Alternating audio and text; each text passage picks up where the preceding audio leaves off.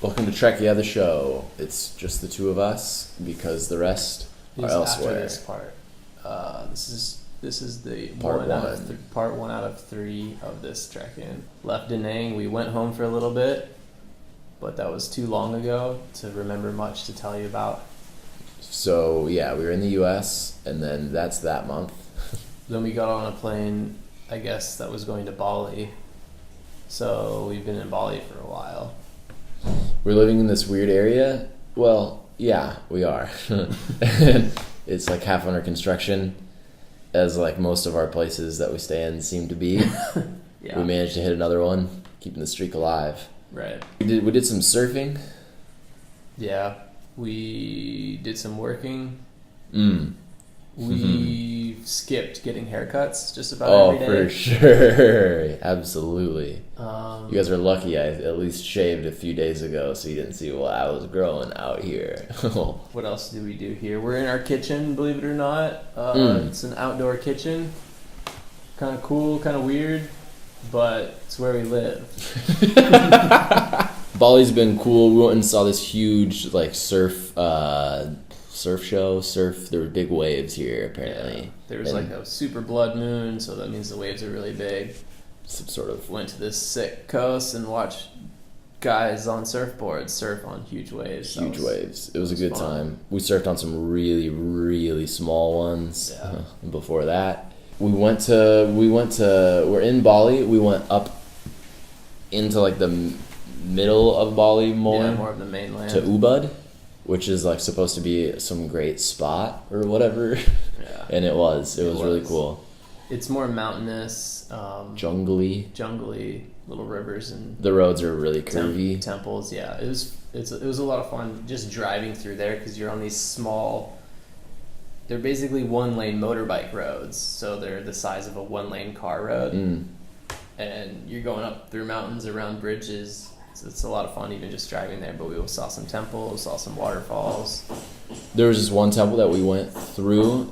We like drove to this like really. I was thinking like, oh man, this is not gonna pan out. Like, Right. Where are we? We're in the middle of. Yeah, we were just nowhere. by the edge of some housing development, like If you can call a it little that. neighborhood, I guess. And there's some Yeah. rice fields, and we're like, what is this attraction? We heard that there's we're a at? temple supposed to be here. And then there were these two other girls from the Netherlands, and they were kind of doing the same thing as our group was. And we were like, what is going on here? And then some guy was like, hey, you want to go look at the temple? Follow me. And we just followed them through these rice paddies, down this crazy trail past waterfalls. It turned out to be actually really cool. It was like an Indiana Jones style Yeah. entrance to this temple. But it was really cool. I'm really glad that it was like as good as it possibly could have been, that tour. Yeah. A lot of difficult hiking, a lot of cool temples, and a swimming waterfall. Yeah, there was like this little waterfall that went into this like pool, but not like a man-made pool, a rocky, Yeah. a natural one. And so we got there, and I was talking to him at one point, like everyone was down like looking at this thing, taking pictures, and I was sitting next to our tour guide because I was done looking at it, and I was calling him Luwak on accident. I thought that's what he said his name was, but later I realized that was the animal that like eats those coffee beans and then poops them out, and then they make the coffee from those beans. I was calling him Luwak. And so me and Luwak were talking, and he was like, oh, I'm going to take you to this awesome... Imagine this, but in way worse English. I'm going to take you to this awesome waterfall. It's a huge waterfall. Yeah. Tourists love to swim in it. Yeah, all the tourist swimming big waterfall. Yeah. Yeah. And I was like, awesome, man. This is going to be great. And we got there, and it was super cool, and he just strips down to his undies and hops in, and it's like, okay, all right, let's go. So we followed suit, of course, in our swimsuits. Right. But it was sick. And it was like private and away from thing. There were not like, we had it to ourselves. Right. Yeah. It was just our group there. Yeah. And the temple itself was easily the coolest temple I've been in. It was massive and like sprawling and like just like in the jungle and like bridges over like these like really nice streams, and it was really cool. I remember being in it and saying, oh yeah, this is definitely Bali. Like you see pictures of Bali and you have an image of your head. Yeah. And we got here and it's kind of different, but that's what you see. Right. And then Yeah. that morning we woke up And like my bed was moving. I was like, what is going on? And I was so tired because I was up late. I was working. I was trying to get a little work in beforehand, and then I realized like, oh my god, it's like 2:30. I gotta go to bed. We're waking up at like 6 tomorrow. Right. And so I went up and I was so tired, and I got woken up by like our house shaking. And then I realized like, oh, like what is going on here? And then I realized, oh, this is probably an earthquake. And then for a split second I thought, oh, I should be like nervous about this. And then I just realized how tired I was. I just went right back to bed. So tired. The same thing pretty much happened to me, but I was sleeping on the lower level, and the doors to get in this room are like doors that slide open like this. And so when the earthquake started happening, these doors were like slamming together, and that's what woke me up. And I looked over and I was like, oh, someone's trying to get in our house. They're like slamming our doors. And then I looked over and then I realized my bed was shaking too. And that's when I started to gather, oh shit, this is an earthquake. And then my first thought was Ubud's next to like an active volcano. And I was like, oh my god, there's a volcano eruption. And I just immediately think of the worst case scenario. I thought we were all going to get caked in lava. But it was just like a little kind of rock you back to sleep earthquake. Right, rock you right back to sleep. It was a pretty big, like a 6.4. But it was not by us. Yeah, it was an island over where it was like hitting those readings. I don't know. There was some damage at the epicenter, I think is the term. But we were quite a ways out. So where we were, I'd say it was maybe like 2.2. I don't know, dude. I didn't have my Richter scale handy. This weekend we're going to another island. That should be fun. We're going to do some snorkeling. Then I'll wrap up our time here. I guess we'll pass it on to the next guys. Hey, guys. Oh yeah, thanks guys for the great introduction. I appreciate it. Okay, so this is my update from the past. It's been 2 months now. I've been here in Iowa, living with my grandma, my Nana here. Right, your Nana? I'm Nana, yes. Yeah. Why aren't you grandma? Because I chose not to be. Why? Because grandmas are old and she's not old. So she's been generously letting me stay with her, right? Yeah, I'd say. Yeah. I do things for you every once in a while, right? Oh yeah. Yeah, so I've been back for Go look at the living room. We'll do a little tour. We can do a tour. So, yeah, I've been back for about 2 months now. Back home, getting the opportunity to, spend time with family and like my cousin Noah, who's filming right now. Hey Noah. What's up? And yeah, it's been nice. Got to go fishing in Canada with my grandpa. I've been able to spend time with my parents, spend time with Nana, and my cousins and everything. So, and see all these old friends, and yeah, it's been awesome. Other than that, things that have happened, I do have a theory that I've figured out what is wrong with America. And it's a piece of reverse culture shock that I had. So my theory is that America's problems all boil down to pharmaceutical ads on television. Because there's like 3 of them per commercial break, right? And even if you don't have plaque psoriasis or restless legs or whatever they're advertising, you still get these messages. And the messages are, uncomfortable, bad life before, and then perfect life, like beyond perfect life, like the most sunny day, you've got the most beautiful dog, all these people are beautiful, it's unrealistic. And so we're getting blasted with these messages of, here's you, imperfect, and if you get this solution you will be perfect, and it's just always at us. But it's kind of a joke, but I'm also serious about it. Nana was sick, right? But she's better now. Oh yeah. Yeah, she had a little lung thing, and it's solid. We're good on it. And what's been your favorite part, Nana? Of having New Year? Yeah. Oh, I think the living room probably says no. You're just throwing shade, huh? Well, you got to get me into this, so you know, Yeah. take whatever comes your way. Okay.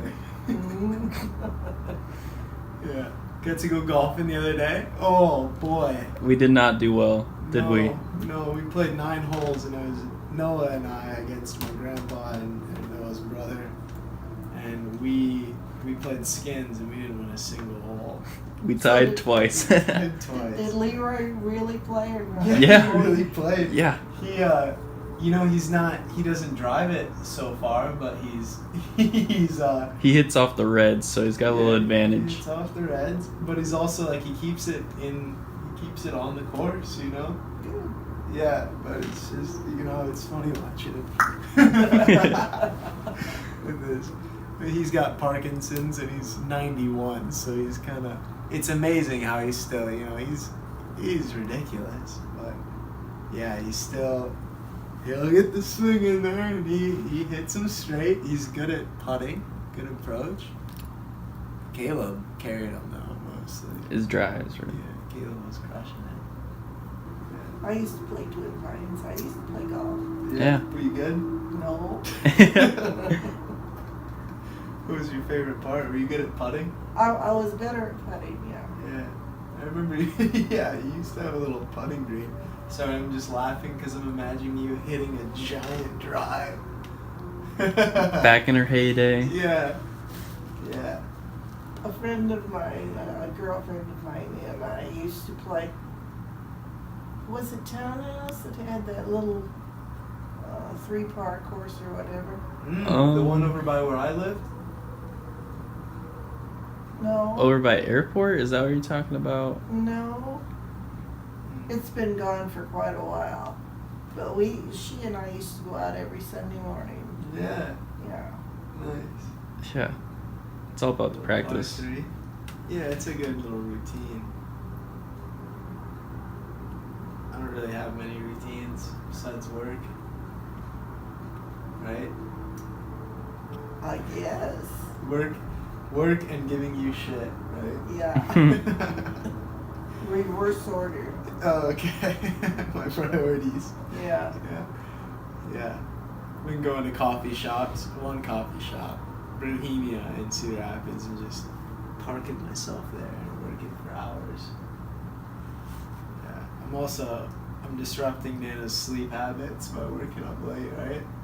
No, it doesn't bother me. No? Okay. Sometimes you'll come out and turn off the lights. Well, yeah, I turn the lights on.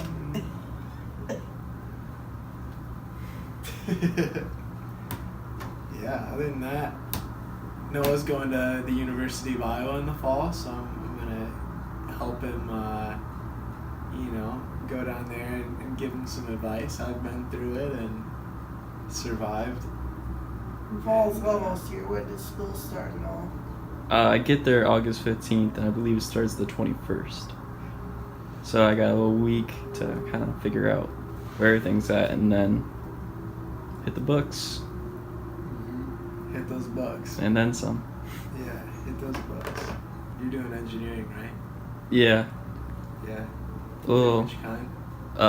mechanical seems like the number one at the moment, but I haven't really given much thought as to. And you've got time. Are you Yeah. in engineering school, or are you gonna? Well, I've taken a couple of engineering courses at Kennedy, so I kind of know what I'm getting myself into. Is that Project Lead the Way? Yeah, Yeah. I like that. It was Yeah. really good. It's a good program. Cool. Yeah. So it'll be a little different for you, but we'll do it. Give it a shot. Yeah.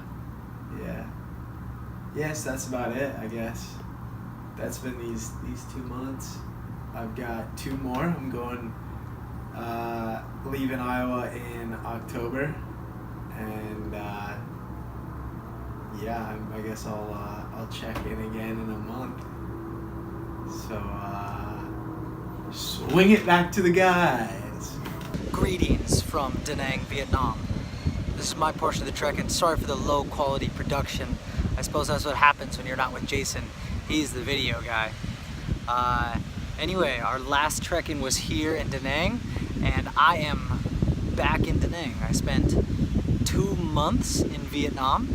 I spent 2 months in Thailand, and we skipped a trek-in, and so you didn't hear about the first month. So I'm going to try to squeeze a couple stories from Thailand into a really short section today.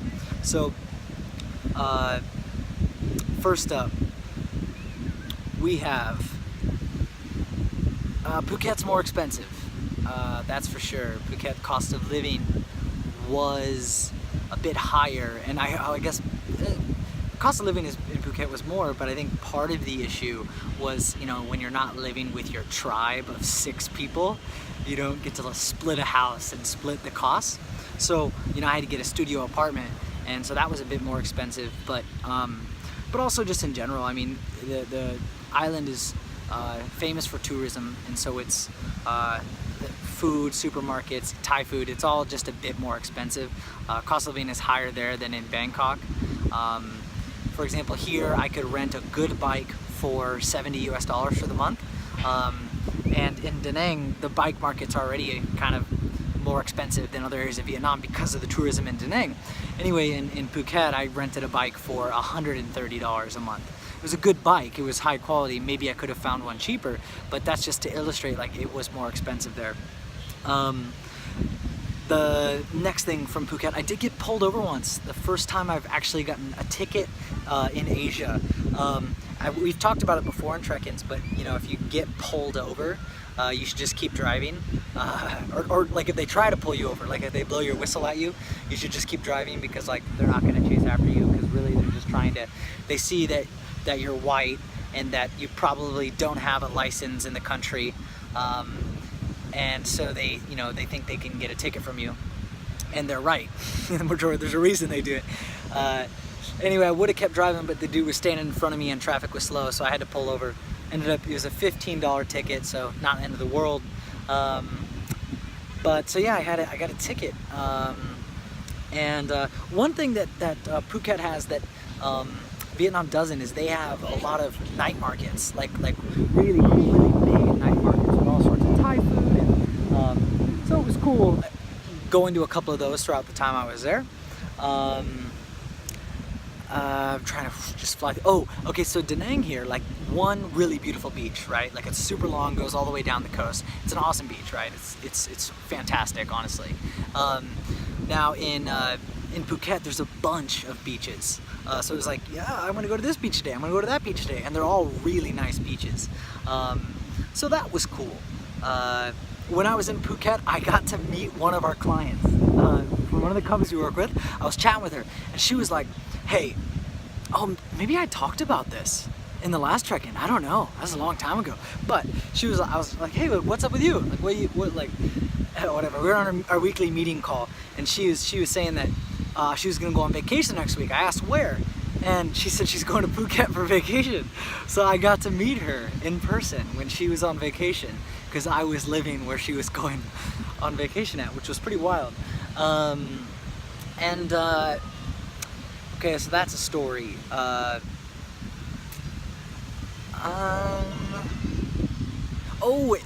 Phuket, it's a really big like fitness island. There's a lot of people, there's a lot of CrossFit gyms on Phuket, and there's a ton of boxing gyms, because Muay Thai, it's a form of Thai boxing. It's super popular in the country. Well, it's really popular in Phuket. There's an area, like it's a small street. It's called Fighter Street. At least that's what, you know, English speakers call it. And there's like 7 Muay Thai gyms on this street, and it's like just this really cool like fitness culture in this compact area, which I really liked. A bunch of really healthy restaurants and gyms, and a lot of physically fit people everywhere. It was super cool.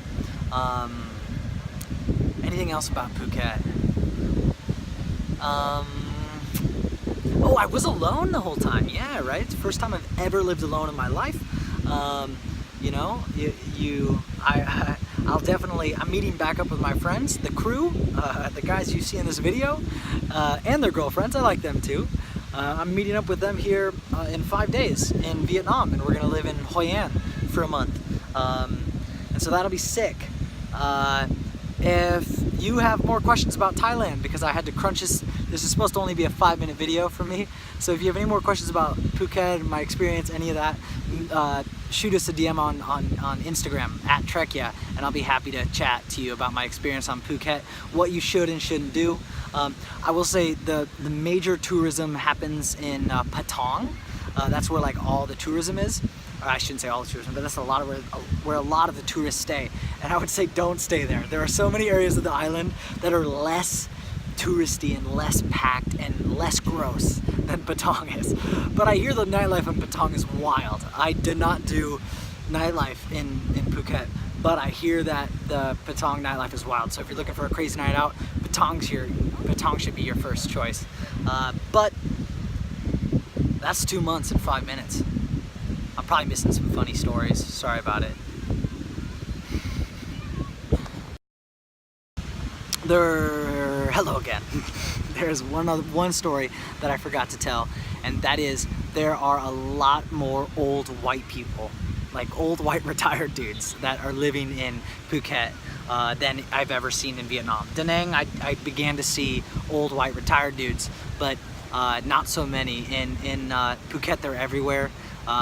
I think part of it is because Phuket has been a tourism hub for a long time, and so the development, it's more developed, and there's more like big shopping malls, and the roads are nicer, and like all that kind of contributes to the fact that you have more old white retired dudes. Also, Thailand has what's up, dude? Oh heck. Old white retired dudes, yeah, that's what I was talking about. Sorry, this guy doing Egyptian hieroglyphics in the sand has got me all distracted. Oh gosh, is he cursing me? Perhaps. I don't know. What are you drawing back there, buddy? And just like that, he's finished. The master. Just a good picture, bud. Oh, drop the stick.